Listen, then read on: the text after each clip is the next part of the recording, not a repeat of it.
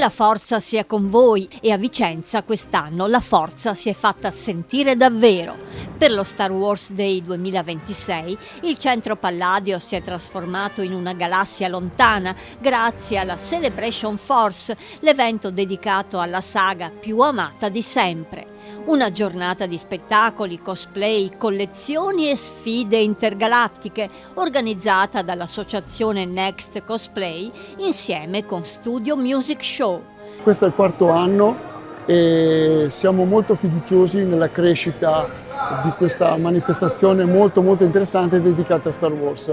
E ogni anno aggiungiamo un mattoncino in più per renderla più appetibile. Abbiamo tanti bei personaggi, sia cosplayer che special guest, e sicuramente in poco tempo arriveremo a creare un evento molto interessante, non solo in tutto il Veneto ma anche oltre. Tra i momenti più coinvolgenti, le dimostrazioni di combattimento con le spade laser, curate dai Galaxy Blades, veri e propri allenamenti Jedi aperti al pubblico. Ciao a tutti, noi siamo Galaxy Blades, un'associazione lombarda e piemontese che per oggi è venuta qui in Veneto per esportare l'universo di Star Wars, quindi con le nostre spade laser andiamo a insegnare quello che poi succede all'interno delle nostre accademie, quindi cerchiamo di imparare tutti e 7 gli stili di combattimento con la spada laser per creare delle coreografie ispirate alle lotte che si vedono nei film. Così anche voi per un giorno potete essere Jedi, cioè i buoni, o Sith, oppure i cattivi, e divertirvi e immedesimarvi creando il vostro personaggio per combattere come se foste veramente degli utilizzatori di forza.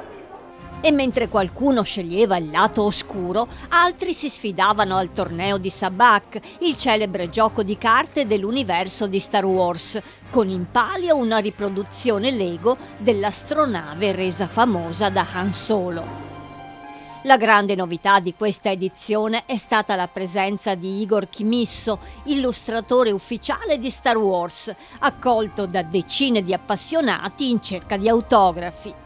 Contenti della partecipazione delle associazioni, quest'anno abbiamo avuto anche una grandissima novità, che è la partecipazione di Igor Chimisso, disegnatore Star Wars ufficiale Disney Italia Lucasfilm, che è a disposizione per la clientela e i super appassionati nel realizzare quelli che sono gli sketch su Star Wars e per autografare tutti i fumetti degli appassionati. Abbiamo avuto una giornata fantastica, piena di gente che è venuta e andata, interessati a tutte le iniziative di Star Wars. C'era un gran fermento e sono davvero contento di come è andata. Tra l'altro io sono veneto, quindi tornare qui in questi luoghi è fantastico, è bellissimo, e rincontrare la gente che parla come me. Io che vado spesso in Francia oppure in varie parti d'Italia, tornare in un posto che a me è familiare è sempre bello e mi piace, e tifo moltissimo per voi. Il personaggio più gettonato, non c'è dubbio, il tenerissimo Grogu. Ah, beh, ha vinto a mani basse il lato chiaro, perché Grogu è irresistibile e lo vogliono tutti. Quindi tantissimi Grogu, qualche Mandalorian, qualche Darth Vader, però su tutti vince Grogu, che è tenerissimo e piace un sacco, veramente. Da Lombardia, Emilia-Romagna e naturalmente da tutto il Veneto, centinaia di fan hanno raggiunto Vicenza per vivere un'esperienza immersiva fra astronavi in mattoncini, statue giganti, collezioni di spade laser e personaggi iconici della saga. Lo Star Wars Day si celebra ogni 4 maggio nel segno della frase cult "May the Force be with you".